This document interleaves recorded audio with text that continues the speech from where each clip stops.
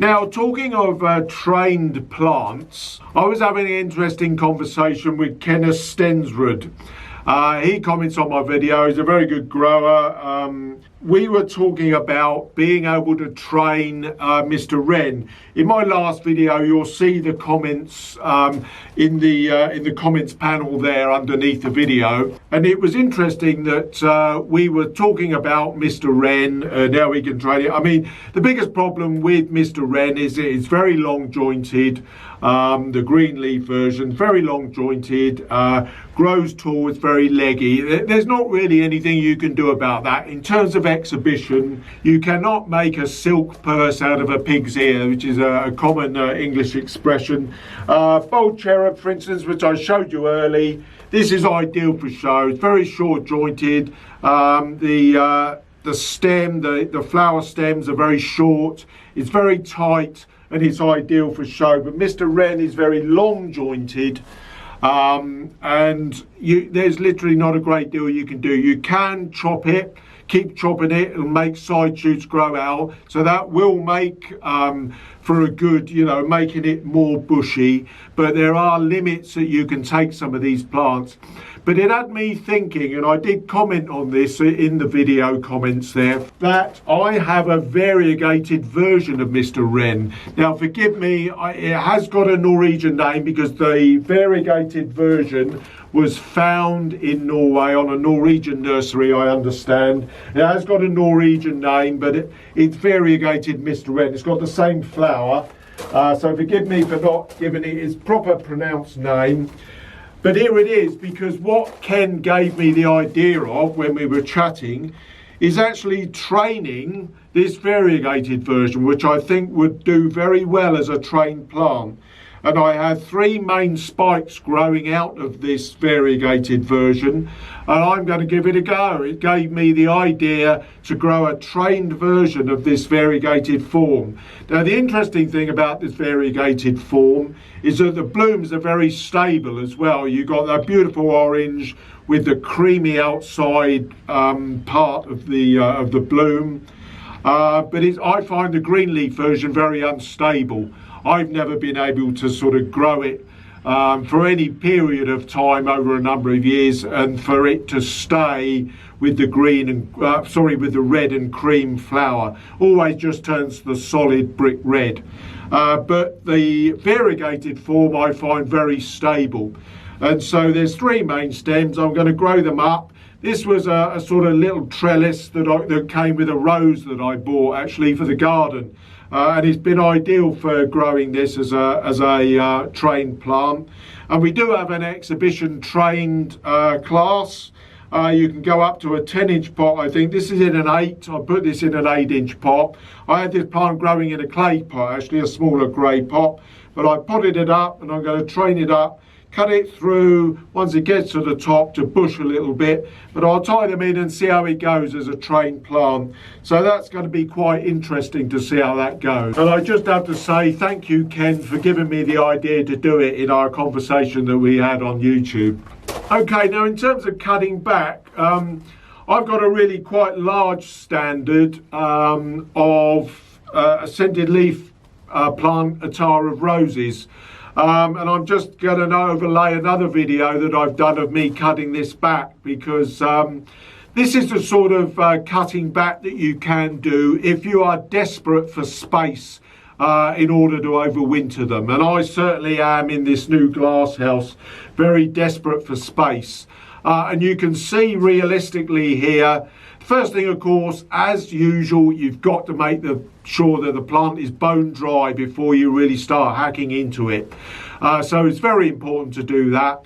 You can see me, I'm really just clipping into this with a pair of secateurs, really cutting it back. The fact that we've had a lot of rain in periods over this summer has meant that, I've got a lot of sort of density and a great deal of sort of mess and dirt of leaves in the base of the plant. So I'm having to strip all that out. Certainly don't want to be taking that into your greenhouse during the winter. So I'm stripping all of those out. You can see I'm going to give this quite a bit of damage, if you like, but it won't hurt it. As I say, the key thing, make sure it's dry. Initially, I will make sure that I get a shape to it. It always comes back. It's as strong as an ox. I mean, the Tara of Roses is a very strong growing scented leaf variety. So it's very easy to do. So I will go in there. I'm really hacking it, cleaning up all of these dead leaves, and making sure that it's got a good shape, and ensuring that I can sort of tuck it under a bench during the winter, because it doesn't need a great deal of light. It will grow anyway. I may even need to give it a sort of good clean up and stop down in the sort of late winter period, in order just to finish it off before it sort of goes outside. It does very well outside. Now, you may remember I had a large regal Pelargonium standard, and that split in all of the big storm of rain we had outside. It was outside, positioned in a relatively sheltered spot, but a big sort of storm that we had split some of the stems off. So that's finally gone. My Princess of Wales, that finally died a death because it's split in half more or less, under all the heavy rain that we've had in periods this summer. To be honest, I was always going to have a great deal of problem, I think, getting it back into the greenhouse and overwintering it anyway. So I suppose it was just one of those things that actually had to happen in many ways. But it certainly served the years. I had that for about 8 years. It did a really good job. So you can see now I've sort of clipped this back. This has been completely tidied up, and it is all ready to come back into the greenhouse. I will leave it outside. I think the weather forecast is set fair for a few days, so I'll let it seal off and dry off. Then I'll probably bring it back into the greenhouse once the weather starts to cool down a bit. Yeah, so plus the fact I've got to give pride of place to my Sammy Brown, which is actually, I'm just going to take this off for a second. Just got to give pride of place to my Sammy Brown, and realistically,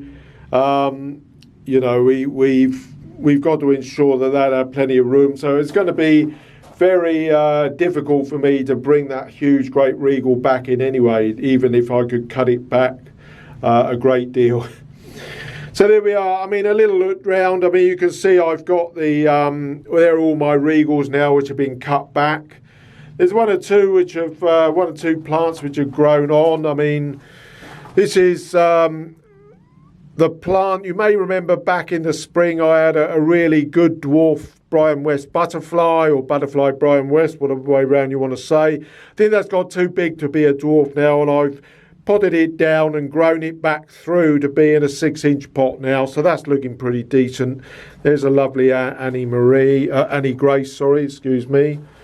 As is always the case during the autumn, the variegated leaf plants can often be at their best in the autumn, because the sun is losing its strength, and that the leaves can really come to the fore. And this is growing quite speedily, actually. So I've potted on a number of my young dwarfs, the ones that I'm keeping. There's a particularly good single white here, which is a basic. This was Shrivenham Star crossed with Point South, which is straightly behind it. And this is really nice, really lovely single white bloom, perfectly white as well. It's had sun on it continually, and there's not a hint of any pink on it. That's going to be a good dwarf, that one. It's in a 5-inch pot. Certainly pot that on just to see if it may sort of come good for maybe show work next year. We don't know, but I've got a lot of these potted on. Got some good zones on some of the dwarfs that I'm keeping. This was a dwarf with Gosbrook Susanna. It's got a sort of cherry red sort of bloom on it initially. This was Shrivenham Rose, which came out this year. from Fibrex, and I have had a number of plants that have got a similar type bloom, maybe with slightly stronger growth. This is a really good dwarf. But that Shrivenham Rose, which Fibrex released for me, thanks to them this year. Lovely colour, lovely deep, very deep pink colour. And I've had a fair few of them. You can see I've got another one here, another one just beginning to flower, same type. But I'm growing some of them just to see how they do potentially as show plants for next year. We'll just have to see how they go. Batch of cuttings there, they need doing. They've all taken because I know I've had a look and I've got root coming out the bottom of them. Another batch here. So I've got plenty to do really over the next 2 or 3 weeks. As I've been saying, I do generally like to get most of my Pelargonium jobs done by the end of September. I'm actually going away on holiday for a lot of October anyway, so and my daughter will be here looking after plants, so I need to make things as easy for her as possible. But okay, so I think that's just about it for now. Thanks for watching. I will do another video before I go away, probably towards the end of the month, just to show you how I've sort of got on and with some of the potting on and some of the stripping back that I may have done to my zonals, and see how plants get through that initial stage of getting past the autumn equinox, when the nights begin to get longer than the days. It's unlikely here in the UK that we're going to get anything like frost, certainly this month. Very unusual to get them in September. But once we get into October, we do have to start thinking about using the heater and things like that again. I've got my insulation up, so I don't need to worry about anything like that. That provides a bit of sun protection as well during the summer. And don't forget, if you've got any comments or want to discuss any points with me, just put the comments in below. I do look at them, as you saw with the chat that I had with Ken there. Thanks very much for watching, and I'll see you at the end of the month. Goodbye for now.